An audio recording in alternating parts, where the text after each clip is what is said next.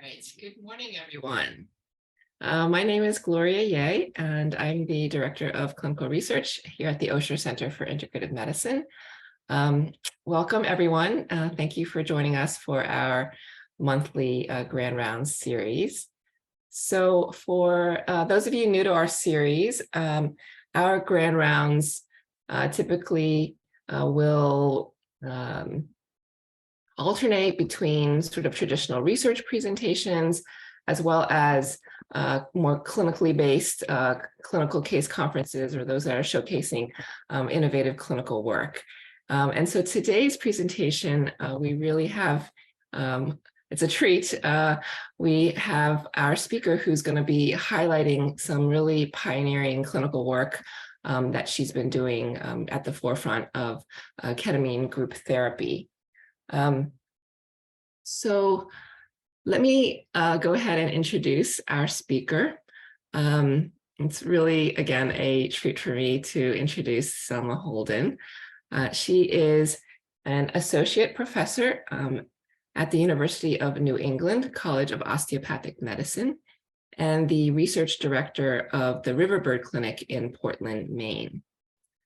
She received her MD from Case Western Reserve University School of Medicine and did her residency training at Maine Dartmouth Family Medicine Residency. And I had the great pleasure to work with Selma when she did her fellowship training here at Harvard many years ago in our NIH T32 funded postdoc research fellowship in integrative medicine, where she was based at the Beth Israel Deaconess Medical Center. And at that time, she also received her MPH at the Harvard T.H. Chan School of Public Health. So Dr. Holden is an integrative family physician who offers psychedelic-assisted therapy at the Riverbird Clinic in Portland, Maine.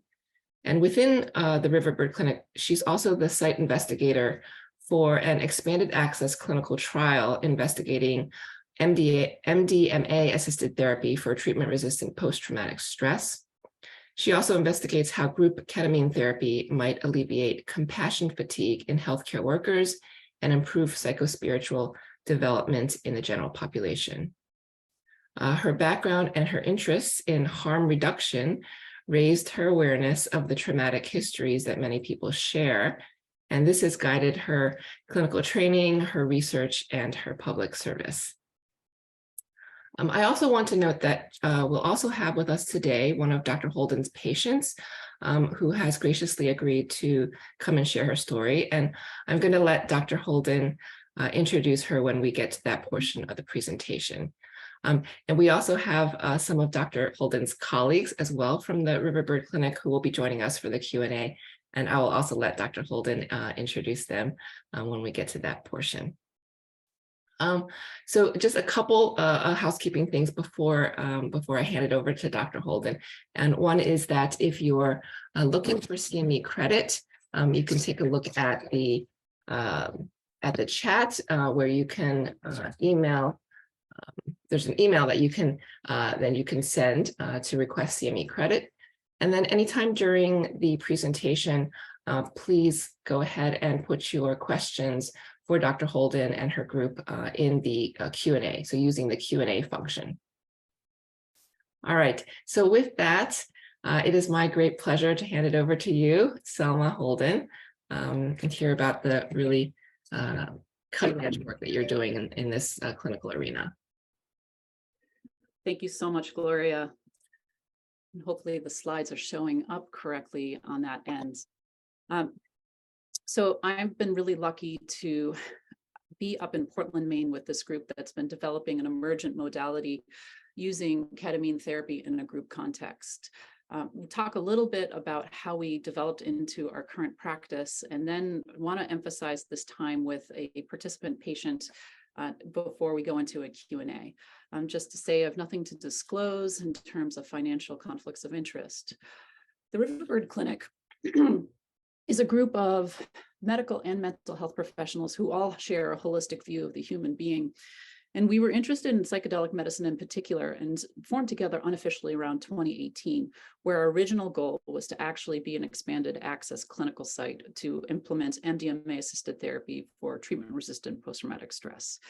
At that time, the Multidisciplinary Association of Psychedelic Studies, or otherwise known as MAPS, had started their phase 3 clinical trials, and the FDA granted breakthrough therapy designation status for MDMA therapy, in particular to treat post-traumatic stress.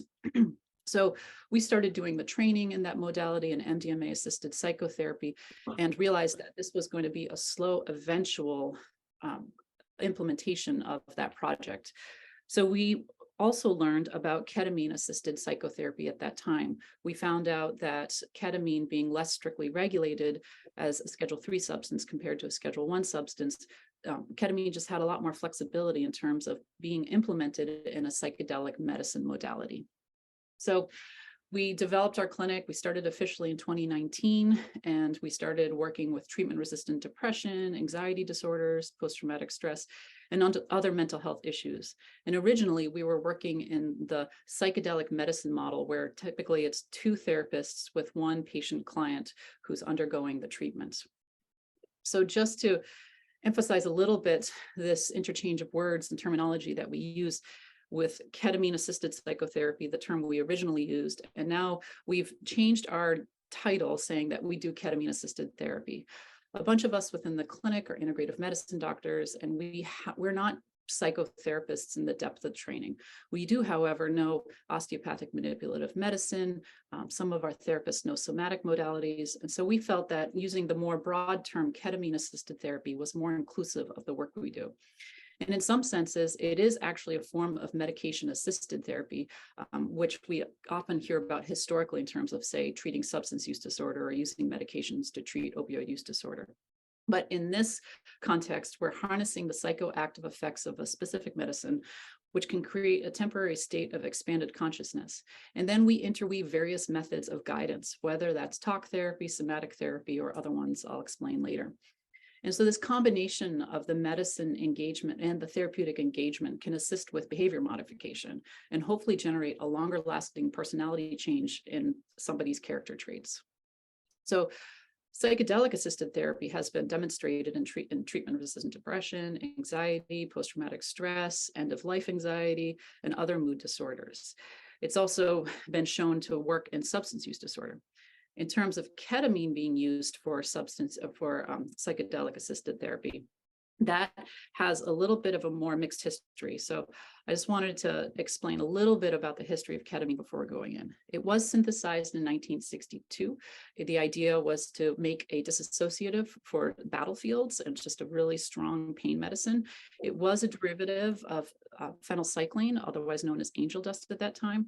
And so in the 1960s, it was widely used. It was being developed more as an anesthetic, but also in the psychedelic assisted therapy clinics that existed legally at that time that mostly employed psilocybin or LSD for their therapeutic effects. Some folks also used ketamine at that time as a different type of medicine to help people with a specific therapy they were working on. So in 1970, when the FDA approved ketamine as an anesthetic, and it was very popular because it doesn't slow down breathing and it doesn't lower blood pressure either. So it was a very safe anesthetic that was used further on in history. But also at the same time in 1970, the Controlled Substances Act came out, which basically shut down all clinical operations using classic psychedelics and that sort of mechanism action in that category of them. What happened then was that there was just a very small thread of folks who were psychedelic therapists using ketamine. And some of those folks, such as Salvador Roquette or John Lilly, had some pretty notorious reputations. And so ketamine-assisted psychotherapy was off to the side and not really publicized. However, ketamine as an anesthetic was very popular in pediatrics for getting procedures such as tubes replaced or in veterinary medicine. It was also had a substantial increase in recreational use, and specifically in the United Kingdom in the rave dance scene. And in that realm, there was a physician, Dr. John Crystal at Yale University, who wanted to explore schizophrenia through the use of ketamine. So he wanted to induce an altered state of consciousness with ketamine and see if he can understand the neuromechanisms and the behaviors of schizophrenia. He didn't find out much about that there, but he did see this impressive change in treatment-resistant depression. So for the folks who are undergoing these ketamine IV infusions, if they had substantial depressive symptoms before, it would go away really rapidly. And he noticed this over and over again, so much so that in 2000, he published the first small randomized controlled trial to look at ketamine infusion specifically for depression. So more studies happened in the 2000s, really using IV infusions of ketamine. And then in 2009, over in Germany, Dr. Pazlakis did the first oral ketamine study, where with just one dose, it was a 50% response rate with people with history of depression. So it goes on into the early 2000 teens, where ongoing multiple small open label trials showing improvements not only in depression, but in anxiety as well. And this is through the use of oral ketamine or infusion ketamine. And none of this is working with psychotherapy. This is all just using ketamine as a pharmaceutical medicine and just tracking symptomatology. Some people might have therapy off to the side, but it was never conjoined together. In 2019, the S enantiomer of the molecule was put into a nasal formulation where patients could then get a prescription for Spravato, and it was a meter-dosed amount that was delivered, and they went through the drug approval process so that they can receive insurance coverage for it. However, at the same time in that year, the first follow-up study looking at ketamine-assisted psychotherapy was published. So over in California, they looked at 3 different clinics that were developing more in this ketamine-assisted psychotherapy modality. And some of the folks here are trainers, Dr. Phil Wolfson in particular. They pooled the data of 3 clinics and got around 235 patients. And they were just looking at basic demographics, sort of who's showing up and what changed in their outcome measures related to depression and anxiety. And they did find substantial changes. So COVID happens, and then in 2020, instead of delivering ketamine-assisted psychotherapy in this sitting in the same room model, 2 pop-up organizations showed up and started doing telemedicine with ketamine.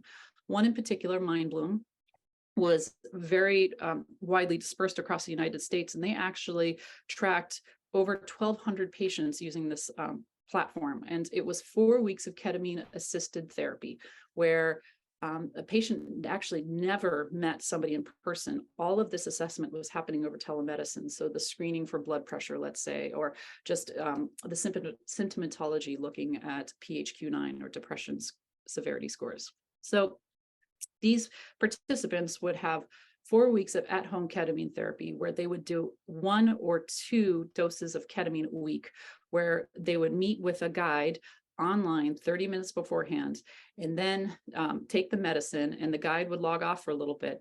And then the patient would lay down for an hour with a self-selected playlist in a certain environment. And then when the medicine was fading off, they would journal for a half hour, and then they would get back online with their therapist to have it integration right there. And it was interesting to see, because this guide was not a licensed mental health professional. It was just somebody who was trained to do this work, to do this particular protocol. So just some of the data that came out of this over 1,200 patients, the criteria for folks to participate in the MindBloom platform was just to have a PHQ-9 score that was above 10, putting them in the moderately severe category for depression symptoms. However, MindBloom did not screen if people had tried previous treatments, and they didn't have any comparison groups to look at, or different medications to compare with. So interestingly, they also teased apart their data, showing that they created 3 tracks for the patients when looking, say, at depression symptomatology. So there are people who improved rapidly. There are people who they put into this chronic category, and then they put people in this, this is the chronic category, meaning that they really didn't improve much. And then there was this delayed improvement category. And similarly, it has happened with anxiety. So this data is just, it's good to pay attention to how they displayed their data when you look at their publications of this. But pretty much 50% or greater of their patients had improvements in their PHQ-9 symptomatology for depression. So thinking about ketamine, one, pharmaceutically from that history of just the infusion studies looking at depression, and then also simultaneously at how is it working as a psychedelic agent in terms of changing awareness and consciousness and therefore behavior change. Well, it helps a little bit to look at the mechanism action of ketamine, because the classic psychedelics such as psilocybin and mushrooms or LSD will work on the serotonin receptor system, specifically the 5-HT2A. Ketamine doesn't work on that at all. Actually, ketamine works on the glutamate neurotransmitter system. So it actually doesn't interact with medications such as Prozac or selective serotonin reuptake inhibitor or other antipsychotics. So the idea here is that in susceptible individuals who just have chronic daily stress, this can lead to a loss of neurotrophic cell protecting factors such as BDNF. And what happens is ketamine, by inhibiting the Namenda receptor, downstream increases mTOR activation, which then in the end increases BDNF. So these neurotrophic factors have actually been shown to increase dendritic spine formation in neurons. So Dr. John Crystal and a few others have some pretty impressive images when you look at neurons after ketamine infusions showing little dendritic spines growing out. So a metaphor that I really like to borrow from Dr. Bernardino, who some of this historical slides were from, is that you can think of ketamine as fertilizer for your brain. And you're just going to get some medicine that's going to help you grow some new neural connections in your mind, or what we would call the neuroplasticity. But what grows depends on what the patient plants in that garden. So this already requires some of the patient's effort in terms of having them think about and plan about what future changes that they want. So the intention that we use this term a lot is the seed that's going into this garden of treatment. So that intention could be something along the lines of, I want to be calmer, or I want to have a sense that I want to have a deeper felt sense that things will be okay. And through the therapeutic integration that happens before, during, and after the ketamine session, then the psychoactive effects can be woven with insight and action. And interestingly, there's a pretty clear window of neuroplasticity that lasts after ketamine treatment, whether it's infusion, oral, or intramuscular injection, and that's between 4 to 24 hours. So having a follow-up discussion with somebody who's undergone a ketamine session within a day or two maybe is essential in our clinic and for other clinics that we feel are providing quality care. So in this model of set, setting, and dosage that's widely used within just psychedelic therapy in general, I want to talk a little bit just about what we screen for when folks are coming in to have their ketamine sessions with us. So we can think of it sort of that internal systems. How are they currently set up? And that could be physiologic if we're thinking about medical. It could be psychological if we're thinking psychosocial. So the ones that we really screen for are hypertension or end results of untreated hypertensive disease. There's some concerns of how it affects the bladder as well. So in the epidemiological studies of recreational users over in the UK from the 90s, they found that there was this increased incidence of ulcerative or interstitial cystitis for people. And the psychosocial, though, is the arena that we really care about, because ketamine physiologically is actually relatively very safe.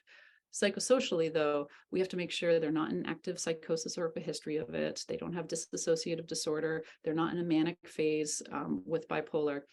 And this fourth bullet of poor social situation or just paying attention to socioeconomic status is really important, because when people are doing guided therapy with ketamine, often they're addressing deep trauma or hard stories that they haven't thought about from their past for quite some time.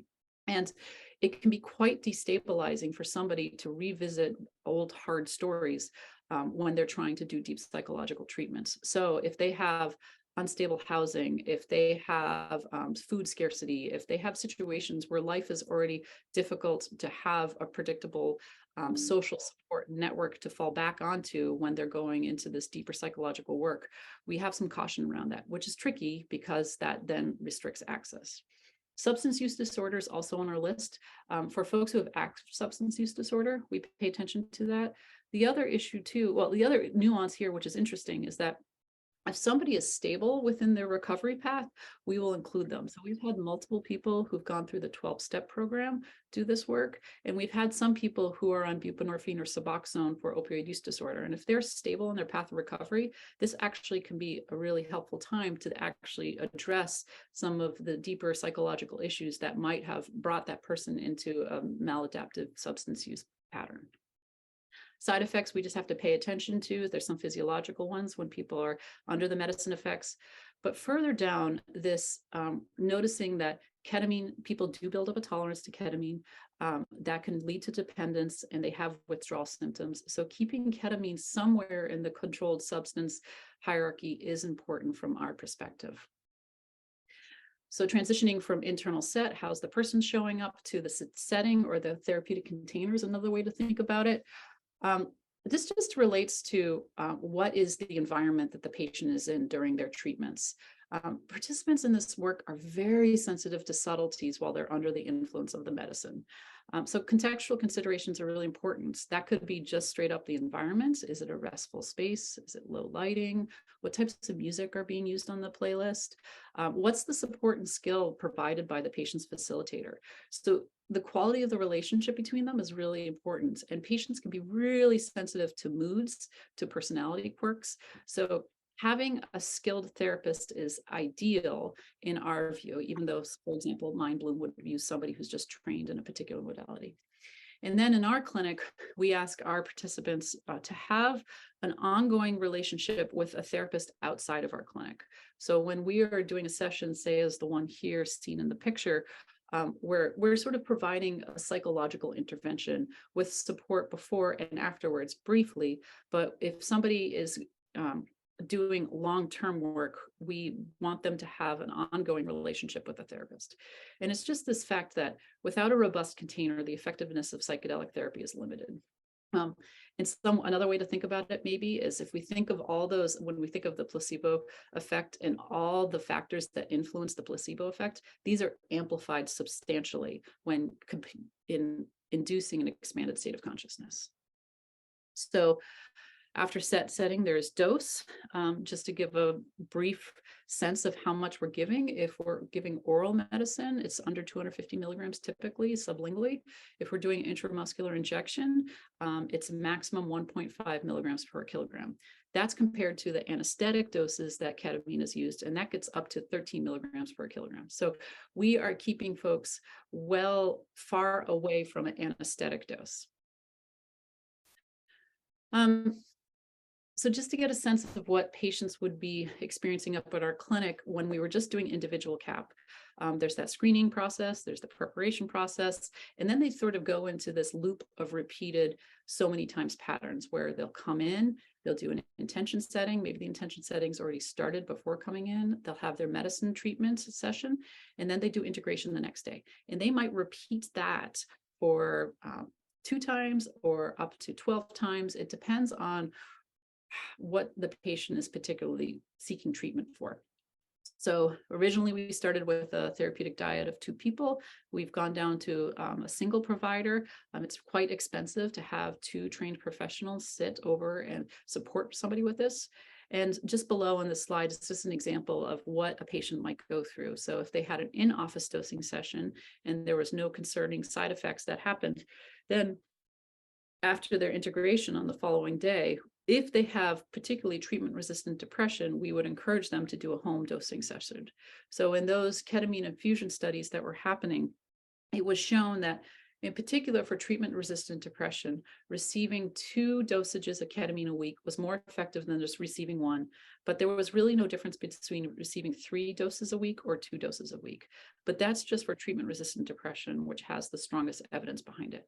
In areas such as substantial trauma or treating post-traumatic stress, sometimes actually going into ketamine consciousness can be too destabilizing. So we might actually space that out for somebody and say once a month they would do a ketamine session, do some content revealing, and then integrate that for a month and go back in for another ketamine session.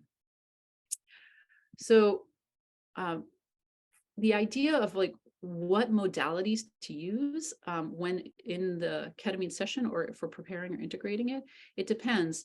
Some modalities that people commonly use are acceptance and commitment therapy, internal family systems, or other mindfulness-based work.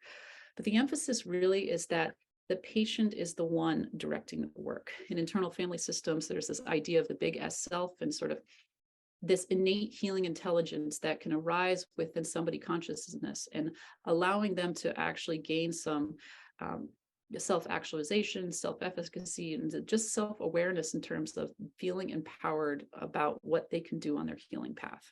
So in that sense, the therapist is a guide with a toolbox of lots of things that they can offer, but they're not the director or the leader. And so another important piece too is that the therapist is a tracker in terms of helping the clients remember the insights they gained and maybe do some coaching on what they can implement to nurture those insights that were gained. So another piece that we were concerned about is how therapists, and even in just general therapy, therapists can develop a very close bonding relationship with an individual participant or client. And then if that relationship ends, that client is not in a social network that is supporting them. So we were curious about how to create a community base of folks who are experiencing these transformational medicine experiences, but then emerge into a community where they could be with other folks who had similar experiences. And thankfully, the Riverbird Clinic is housed within the Good Medicine Collective nonprofit. It was originally founded in 2019, so Riverbird and Good Medicine emerged together, and it was founded by the Strawbridge family, in particular, Dr. Liz Strawbridge, who is a member of the Riverbird Clinic. And it was originally designed as just sort of an integrative medicine center with acupuncture, massage, osteopathic manipulative therapy, direct primary care, and a local Vor Cafe.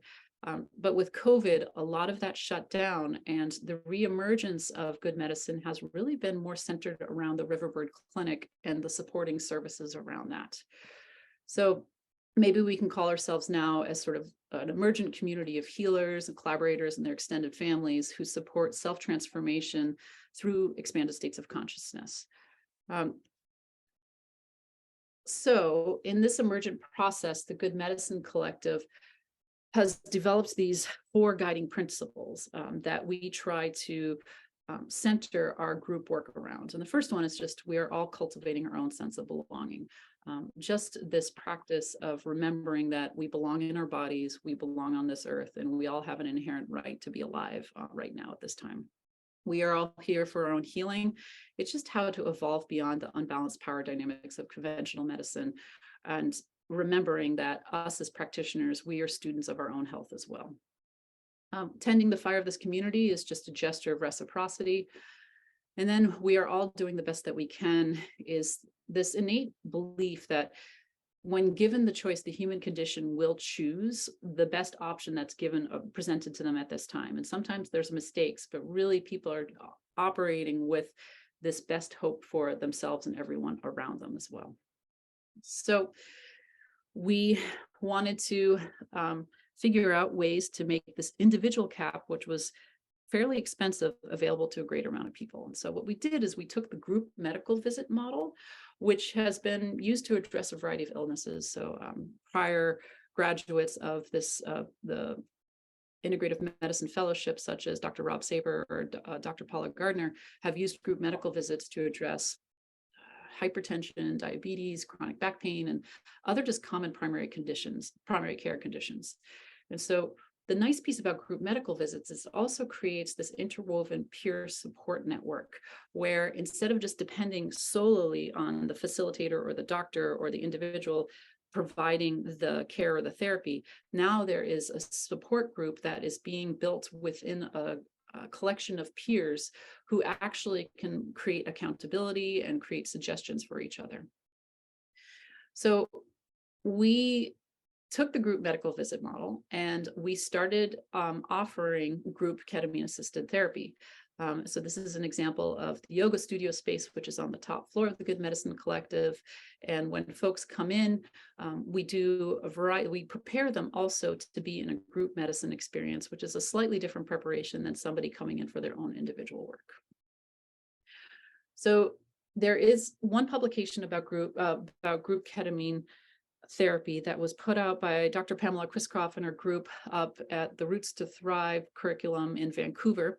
And they focused particularly on providing ketamine therapy to healthcare providers who had post-traumatic stress or depression. And they were tracking just what was happening in the symptomatology and depression, once again, PHQ-9, where they found a 79% reduction in symptomatology. They were looking at post-traumatic symptomatology using the PCL5, where they found an 86% reduction in symptomatology, and then anxiety through the GAD-7, which had a 91% reduction. They also were just looking at the brief inventory of psychosocial functioning and finding that there was a substantial improvement in this way of measuring quality of life. So at Riverbird, we have a variety of emergent group medicine sessions available. The first one is very similar to Dr. Kriskoff's group. It's a shorter version. We call it for Healing for Healers. If somebody who identifies as a professional in the healing arts, they can come in and participate with 5 other people in a group medicine session that's facilitated by 2 people.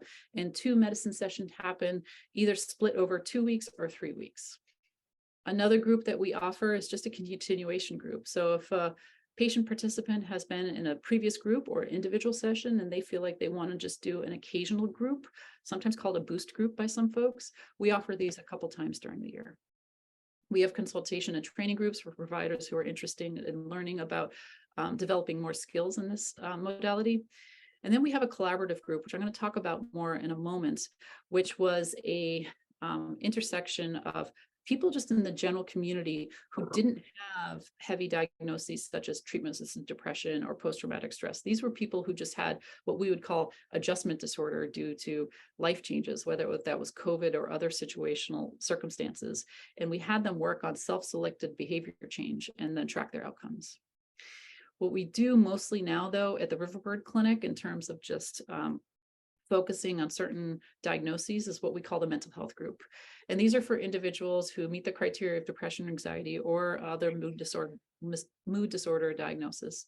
And these folks come in for 3 to 4 group medicine sessions that are distributed over 8 to 12 weeks, and then do home dosing sessions in between, being supported with us online. So just to show a little bit about who is coming in for treatment in our whole clinic, we've got middle-aged female professionals who mostly have full-time jobs, do have experiences with what's called here non-ordinary states of consciousness, but probably better to call expanded states of consciousness. They are moderately depressed on average. They have some anxiety, but their trauma symptomatology is relatively low, say, compared to MDMA therapy, where a cutoff is we want somebody with a score over 30 in the PCL5. So I think just visually it helps a little bit to show what happens in a group session such as the Living Awake.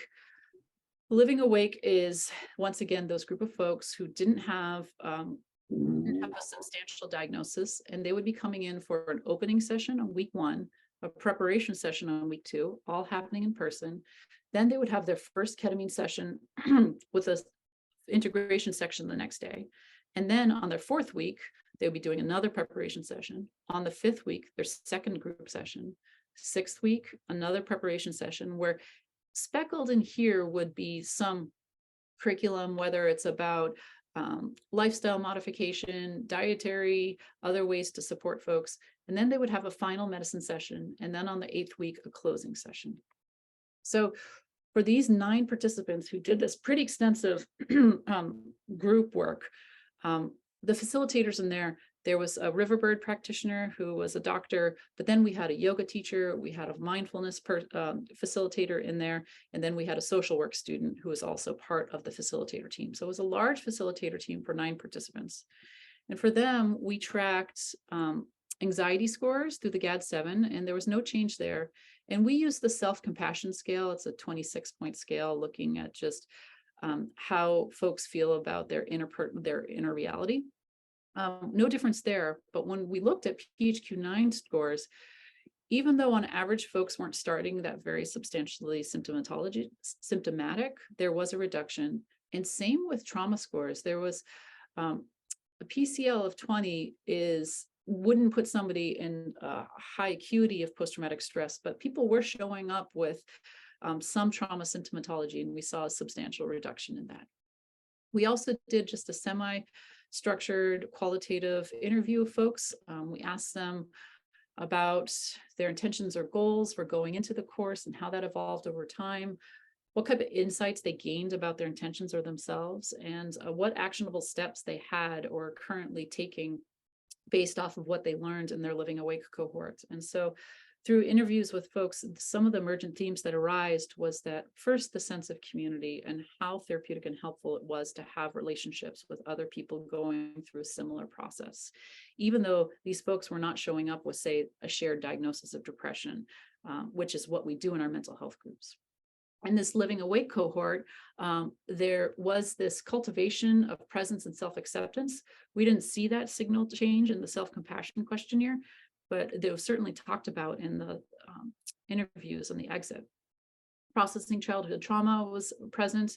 Just being in grief, to process grief with a community was very therapeutic, to not feel alone. And also just this piece of how to cope with transitions. So one quote that I'll read right here, just to give a sense of what one participant said. I feel like it just articulates it a little bit. She said, "And then I realized that, yes, I want more ease, but I don't want an easy life. And that became sort of a riddle for myself. How do I experience more ease, but not have an easy life? And that is, I have to bring more ease into complicated situations.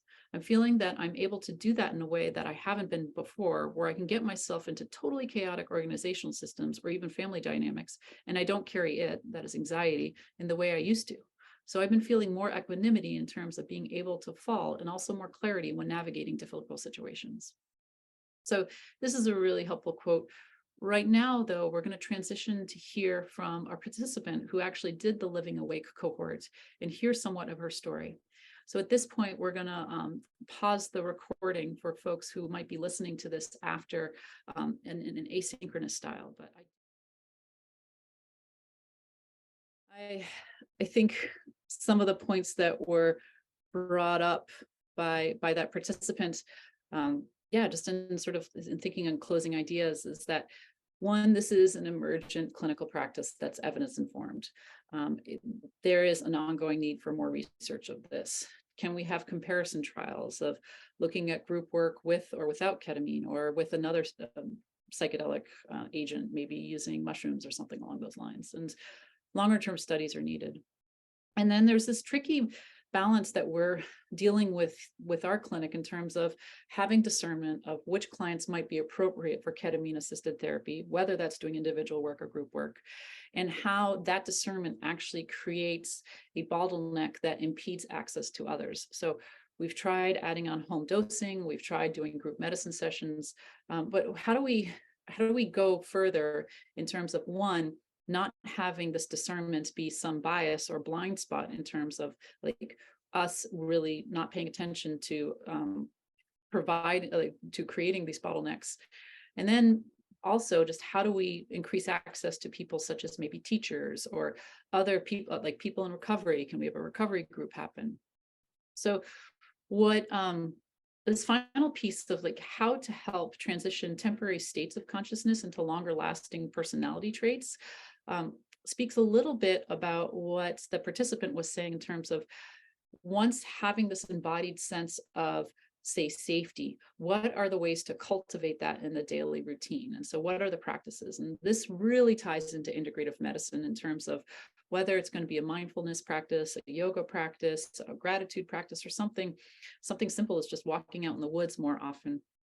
But the ceremonial component was also brought up because on one hand, we've understand like medically induced expanded states of consciousness can have therapeutic effects. And then if we put in this new variable of community or the group effect, that's having a greater effect. And then what other factors do we consider? Well, if we're aware that combining psychedelic medicines in a group therapy model offers conventional westernized medicine a chance to create a synergistic therapeutic experience that's more closely related to some traditional settings where psychedelic medicines are used for healing purposes. And those well-known traditional healing modalities that utilized expanded states of consciousness have been substantially harmed by colonialism. So there's first just this awareness of finding respectful ways to interweave these emergent modalities.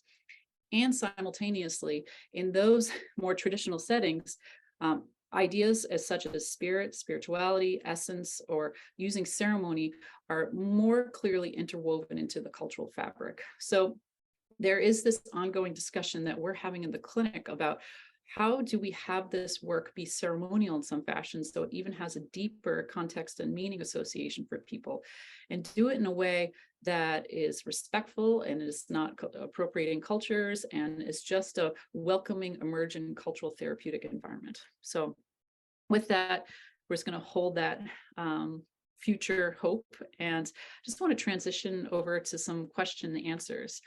We have Elizabeth Cohn, our sort of elder guiding therapist, with us here today, and David Wright, psychiatric mental health practitioner, who we're just going to answer some questions now while we have a few minutes left.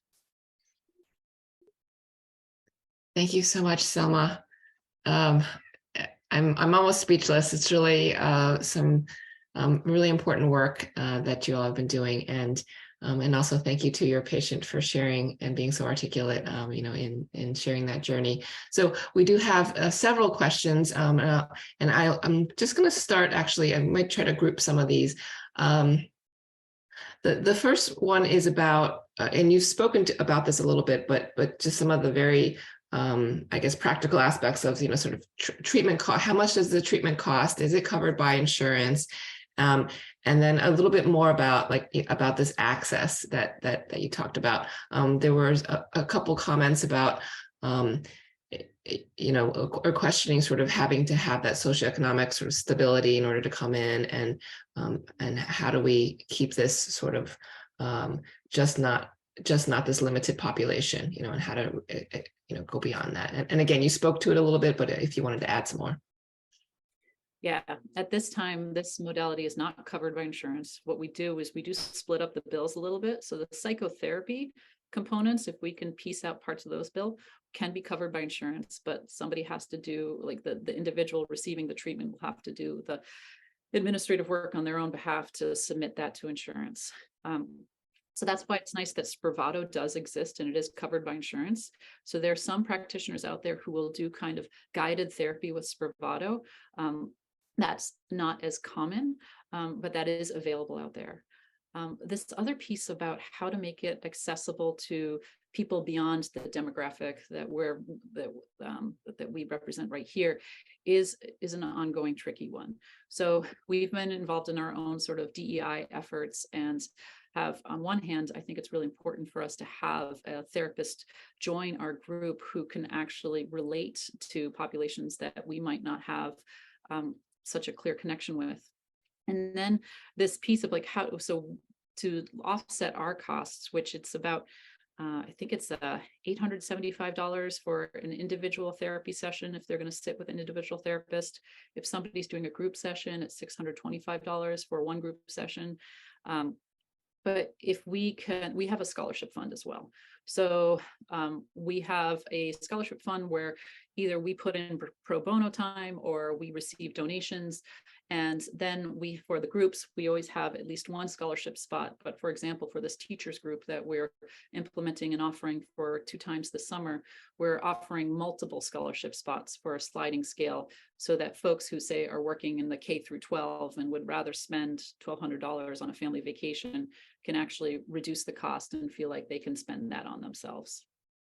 So it's a work in progress. Great, thank you. Another question that was posed, I think it's really very insightful. So you mentioned trauma and the need to support, following those sessions. So one person asked, is trauma as a causative sort of agent for depression, anxiety, is that sort of an entering assumption of all of this work or not? So for a lot of us, because we have a therapeutic background, we often have a lens of trauma in terms of that often being the cause of symptomatology. But there's sort of this broader discussion of what trauma is. There's sort of what some people think of as the big T traumas. that are sort of like catastrophic life events, life-threatening events. And then there's sort of this smaller discussion of the smaller T traumas, which could be chronic daily stress or something along those lines. So we do have to pay attention to that. On one hand, we're a medical clinic. And so in conventional medicine, we operate from a pathologizing framework, which actually is a flawed framework to show up and focus on what's not working on somebody, as opposed to focusing on the health in somebody, is sort of a frame shift that we want to be inclusive of both. We want to be aware of the trauma, but not so biased in it that we think everybody is diseased or sick. And also, so there's this idea of psychospiritual development where somebody might have done wonderful self-work and growth with their own trauma, and they're just actually trying to go into a next stage of their life. Yeah, I don't know if we want to add anything else. I'm just looking at David and Elizabeth, but okay. Another question was around sort of the populations that this might be appropriate for. So one participant asked about patients with autism. Another asked about your explicit exclusion of pregnant people. And so I wondered if you can speak to that a little bit. I guess two separate questions a little bit, but around kind of the populations being served. Yeah, we do have some people who are participants and are somewhere on the autism spectrum. There is still a high functioning component around that, once again, thinking about socioeconomic stability. In psychedelic research in general, there are more specific trials looking at treating people with more severely symptomatic autism spectrum disorder conditions. But for us in our clinic right now, we're really paying attention to social stability and how they're functioning there. For the pregnancy piece, it's one of those, receiving ketamine treatment during pregnancy multiple times has not been researched, and it's just considered in general a high-risk population. So if somebody is pregnant or is trying to get pregnant or even is actively nursing, we would decide to hold off on the ketamine treatment at that time. Now, there's some components where ketamine is being used for actively suicidal patients. So for some psychiatric locations, if somebody is very actively suicidal, ketamine, because of its rapid antidepressant effects, can be used to change that. I don't know if there's been any circumstances, say in substantial postpartum depression, if ketamine's been used in that circumstance, but I would suspect it'll be very rare. All right. So we only have a couple minutes left, and there's so many other questions. I'm gonna just ask one. Hopefully we can get to some of these other pieces. Do you want to say a few words about just sort of what you think are the other important elements, within the therapy? Like, one of the questions is, can you discuss what somatic therapy consists of? You mentioned that. Is that an important piece, important element and component of these sessions? Yeah, this just talks a little bit about our shift from not being ketamine-assisted psychotherapy, where there's this idea that it's all in the mind, versus how our bodies are actually really interwoven with our whole system of living and experiencing life. So Bessel van der Kolk does some great ideas in this book, The Body Keeps the Score, in terms of in our body, in our soma, is so much of how we hold the stories of our life and the emotions around it. And so if we just often talk therapy as just a heads up approach, where there's a very intellectual, conceptual thinking way to do it. But as the patient explained, or the participant explained, there is something different when it's felt within the body, and there's just an attunement that happens. And so somatic modalities would explore that and express that and work with that. Right. David or Elizabeth, just want to give a chance to hear your voices if there's anything you wanted to add to this conversation before we close. Just that it was grateful to be, feel grateful to be with you all, and really appreciate all the questions. Sorry we couldn't have enough time to get to all of them, but just really appreciate everyone being here, including Selma and Janice and Libet. I think the only thing that I might add, along with the gratitude that David expressed for being able to be here, is that one of the beautiful things about working with ketamine is that it actually takes you into your physical being. So Selma was talking about how therapy often is an intellectual head experience, and the ketamine really escorts you into places into your body where often trauma is stored, or you have access to deeper realms of information and experience. Well, thank you all so much for really an enlightening presentation. I'm very grateful for all of your work, and I hope we'll have a chance to have further conversation in the future. Before I close out, I just want to just give a quick announcement regarding our next grand rounds. So our grand rounds are usually the first Tuesday morning of the month, but because next month it will be July 4th, we're actually shifting our grand rounds to Tuesday, July 11th. So we're not in conflict with the holiday. And our speaker will be Christopher Lowry, Associate Professor of Integrative Physiology at the University of Colorado Boulder. And he'll be speaking about the farm effect, implications of diverse microbial exposures for the microbiome and mental health. So I hope you will all join us for that. And again, thank you to Dr. Holden and all of your colleagues and your patient for your presentation today. Have a wonderful day.